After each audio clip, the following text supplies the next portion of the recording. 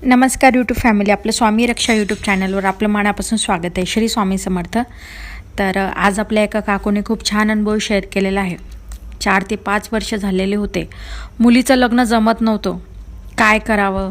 आणि काकूकडनं काही चुकासुद्धा झाल्या होत्या, स्वामी भक्त असून अशा काही चुका झालेल्या होत्या. त्याच्यामुळे त्यांना त्या गोष्टीमुळे पण असं वाटत होतं की मुलीचं लग्न जे आहे ते जमत नाही आहे, म्हणून काकूंसोबत असं काही झालेलं आहे. अनुभव खरंच खूप छान आहे. अनुभव हा शेवटपर्यंत बघा.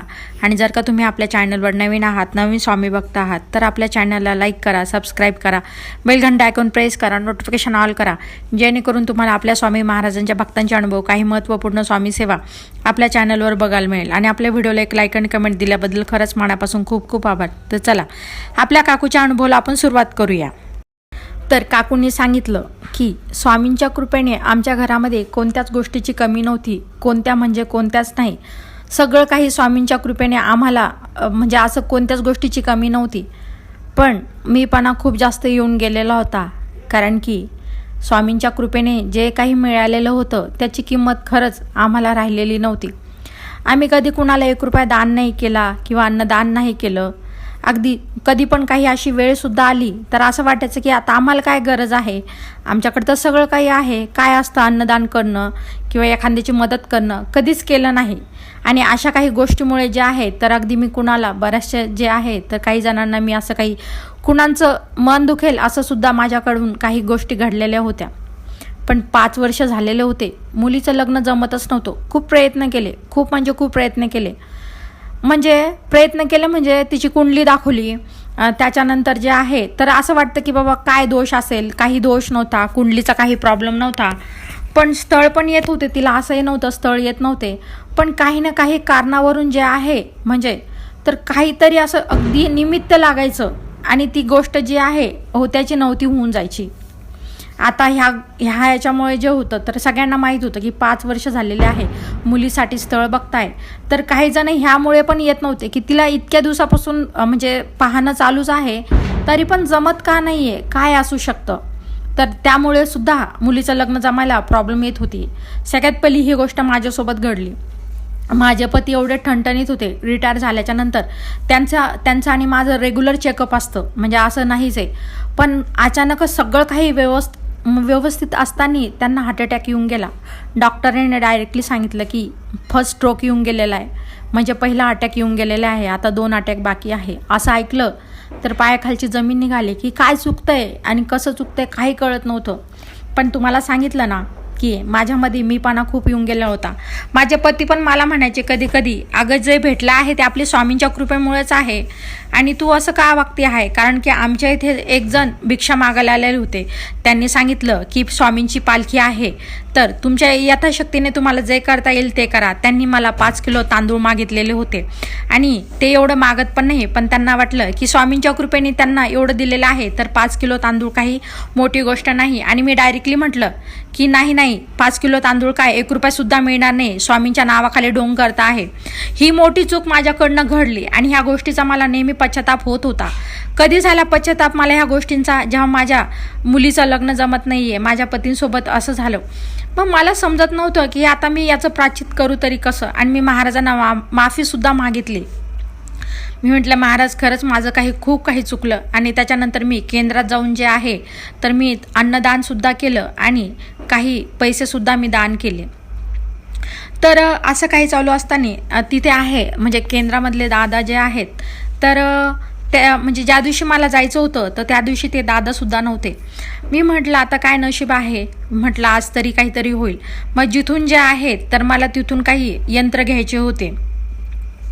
मग जिथं जे आहे केंद्रामध्ये एक छोटीशी शॉप आहे, तिथल्या दादांना विचारलं की म्हटलं असं असं आहे तर ते दादा कधी येतील. तर त्यांनी सांगितलं की त्या दादांचं काही म्हणजे हे नसतं की टाईम काही कधी नसतं, ते कधी येतात कधी नाही येत. तर कधी 15-15 20-20 दिवससुद्धा येत नाही, म्हणजे प्रश्न उत्तराचा जो कार्यक्रम असतो ना काही केंद्रामध्ये, तर त्यांनी सांगितलं की ते दादा कधी कधी येतसुद्धा नाही. मग त्यांनी विचारलं मला की काय काम होतं तुमचं. तर मी म्हटलं काही नाही, मुलीचं लग्न वगैरे जमत नाही तर काहीतरी उपाय वगैरे असेल तर सांगा. मग जसं काही त्या दादांनी म्हणजे स्वामींच्या रूपामध्येच माझं मार्गदर्शन केलं. त्यांनी मला सांगितलं की तुमच्या मुलीचं लग्न जमत नाही आणि 5 वर्षापासून जमत नाही आणि मुलगी सुद्धा सोबत होती. मग त्यांना वाटलं मुलगी दिसायला खूप छान आहे, सगळं काही चांगलं आहे, तर मग काय का जमत नाही आहे. तर ते म्हटले की तुम्ही एक काम करा, तुम्ही गाणगापूरला 3 दिवसाचं जे आहे तर संक्षिप्त गुरुचरित्राचा पारायण तिच्याकडनंच करून घ्या, मुलीकडूनच, किंवा मग तुम्ही करा. तर पण तुम्हाला 3 दिवस तिथं थांबावं लागेल गाणगापूरमध्ये, तर तुमच्या मुलीचं लग्न जे आहे लवकरात लवकर जमेल. आणि जर काही चूक वगैरे झाली असेल किंवा काही असेल तर तुम्ही माफीसुद्धा मागून घ्या. तर असं म्हणताच माझ्या डोळ्यामध्ये अश्रू आले आणि मी म्हटलं खरंच आहे, खरंच म्हणजे स्वामी महाराजांनी कळत न कळत माझ्याकडनं खूप मोठी चूक झालेली आहे. मग असं वाटलं की बाबा आता मला स्वामी महाराजांनीच काहीतरी हे केलेलं आहे, की काहीतरी मला मार्ग दाखवलेला आहे. आणि झालं. घरी झाल्याच्या नंतर पतीला सांगितलं की आपण गाणगापूरला लवकरात लवकर निघूया, असं असं आहे. माझे पती तर खूप खुश झाले, त्यांना खूप आवडतं, अक्कलकोटला जायला आवडतं, त्यानंतर गाणगापूरला जायला आवडतं. आणि आम्ही 3 दिवसाचं जे आहे तर केलं. आता आमच्याकडे गाडी वगैरे सगळी होती, त्यामुळे काही टेन्शन नव्हतं.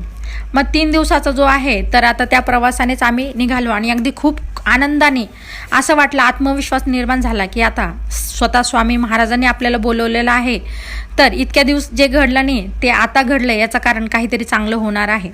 आणि त्या यांनी अगदी त्या खुशीनेच आम्ही गाणगापूरला निघालो. तिथे गेल्याच्या नंतर जे आहे तर 3 दिवसाचं मुलीला पारायण करायचं सांगितलं.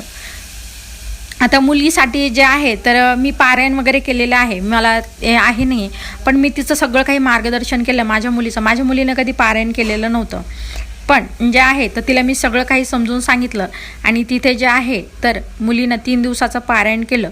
तर माझ्या मुलीसोबत अशी काही गोष्ट घडली की खरं ज्या काही गोष्टी आपल्यासोबत घडतात ना त्या नशिबाने घ्याव्या लागतात.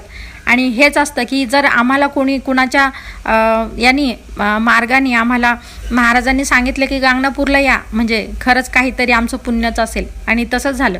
माझ्या चुकीमध्ये जे काय माझ्याकडनं काही गोष्टी घडल्या की असं राहतं की आपले कर्म कधी कधी आपल्या मुलांवर पण येतात. आणि मी काही वाईट कर्म केले असेल म्हणून माझ्या मुलासोबत असं काही झालेलं असेल असं मलाही कुठे वाटत होतं. पण माझ्या मुलीचा तर काही त्याच्यामध्ये दोष नव्हता ना. आणि असंच झालं की 12-12:30ची जी वेळ आहे ती असते भिक्षेची तिथे. तर मी माझ्या मुलीला आणि आम्ही भिक्षा मागू लागलो तिथे त्या वेळेमध्ये. तर मला जे आहे तर एका जणाने बेसन आणि पोळी दिली आणि माझ्या मुलीच्या ह्याच्यामध्ये जे आहे तर एक गुरुजीच होते आणि त्यांनी तिला बेसनाचा लाडू दिला तेव्हा भिक्षेमध्ये. आणि हे तिच्यासोबत 3ऱ्या दिवशी घडलं होतं. 2 दिवस नाही हे झालं, भिक्षा भेटली, पण 3ऱ्या दिवशी जे आहे अगदी तर महाराजांच्या रूपामध्येच तिला जे आहे तर लाडू दिला. आणि तिने म्हटली पण, आई बघ म्हणे लाडू दिलाय मला. आणि तिने जेव्हा मी तिला म्हटलं कोणी दिला, म्हणजे आता आम्ही सोबतच होतो बरं का, तर मला एका जणाने जे आहे तर भाकरी होती आणि थोडं पिठलं होतं त्याच्यामध्ये थोडंसं. आता भिक्षा घ्यायला बसलो आणि एका जणाने हे आहे जसं म्हणजे मसाला भात होता त्याच्यामध्ये.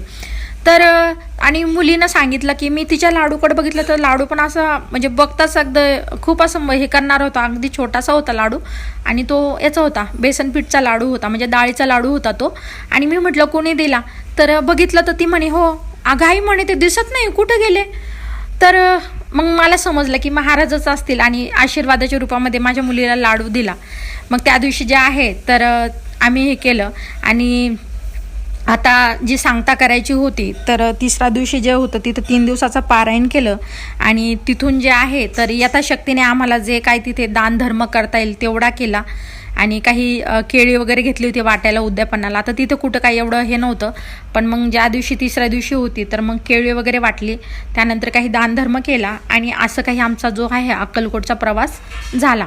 घरी आल्याच्या नंतर काही दिवसामध्येच अगदी खूप छान स्थळ आलं आणि मुलीचं लग्नसुद्धा झालं. म्हणून म्हटलं ना तुम्हाला की कधी कधी असतं ना की आपले कर्म कधी कधी आपल्या मुलांच्या वाट्याला सुद्धा येतात. मी खूप अशी तुम्हाला सांगितलं काही गोष्टी तर तुम्हालाही माझा राग येईल. मी कधी कधी अशी सुद्धा वाईट वागलेली आहे, कारण मला असं वाटायचं की आता मला कुणाची गरज नाही आहे, मला सगळं काही आहे माझ्याकडे. पण जेव्हा आपल्या लेकराचं सुख नसेल, माझ्या पतींसोबत पण अचानक अशी गोष्ट घडली. आम्ही रेग्युलर आमचा चेकअप करत असतो, पण मग असं कसं होऊ शकतं ते पण वाटलं ना. तर मला दाखवून दिलं स्वामी महाराजांनी की ज्याच्या ह्याच्यावर तू एवढं हे करते ना ते फक्त क्षणिक आहे, कधी तुझ्या हातातून निघून जाईल तुला समजणार सुद्धा नाही. आणि ही गोष्ट मला समजून गेली होती. तर असं काही आमच्यासोबत गाणगापूरमध्ये झालं. स्वामी महाराजांनी साक्षात दर्शन दिले माझ्या मुलीला, म्हणजे आशीर्वाद दिला आणि तिचं काही दिवसामध्ये जे आहे तर लग्नसुद्धा जमलं.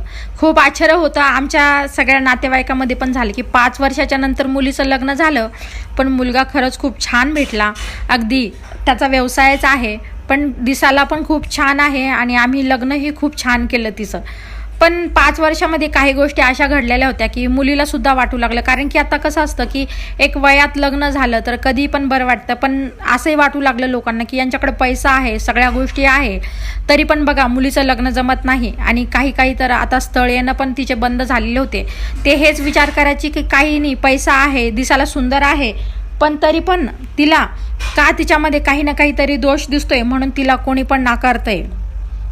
ही जी एक बिकट परिस्थिती आमच्यासोबत घडलेली आहे, खरं कोणत्या शत्रूसोबत पण असं झालेलं नाही पाहिजे. कारण काय होतं, यामुळे आपल्या मुलांचा विश्वास जो आहे तो अगदी कमी व्हायला लागतो आणि त्यांना स्वतःलाच वाटतं की आपल्यामध्ये काहीतरी कमी आहे.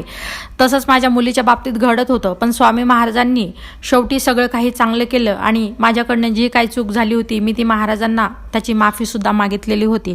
तर असं काही गाणगापूरमध्ये आमच्यासोबत काही गोष्टी घडल्या आणि साक्षात महाराजांनी आम्हाला दर्शन दिलेले आहे. तर सगळ्यांना मनापासून श्री स्वामी समर्थ. तर बघितलं आपल्या काकूंचा अनुभव किती छान होता. बऱ्याचशा स्वामी भक्तांचं असं असतं की बाबा लग्न ठरत नाही आहे आणि काय कारण असतं, तर मी तुम्हाला सांगितलेलं आहे आणि मी मागे व्हिडिओ पण बनवलेला होता की जर आपल्याकडनं काही चुकलं तर तुम्हाला सांगितलेलं आहे की स्वामी महाराजांना माफी कशी मागायची. आणि तुम्हाला जर हा व्हिडिओ परत पाहिजे असेल तर मला कमेंट करा, मी तुमच्यासाठी हा व्हिडिओ जो आहे महाराजांना कशी माफी मागायची त्यावर मी तुम्हाला एक व्हिडिओ बनवेल. जर जास्त कमेंट आल्या तर मी व्हिडिओ बनवेल आणि जर कमी आल्या तर मग तुम्हाला तिथेच रिप्लाय देऊन टाकेल मी. ठीक आहे. तर असं काही आपल्या काकूंना अनुभव आलेला आहे. काकूंचा अनुभव कसा वाटला मला कमेंट करून सांगा. तुमच्याकडे पण जर काही अशा अनुभव असेल किंवा काही स्वामी सेवा असेल ज्यांनी तुम्हाला फरक पडला असेल तर तुम्ही नक्की आपल्यासोबत शेअर करू शकता. तर चला मग भेटूया अशाच नवीन व्हिडिओमध्ये. धन्यवाद.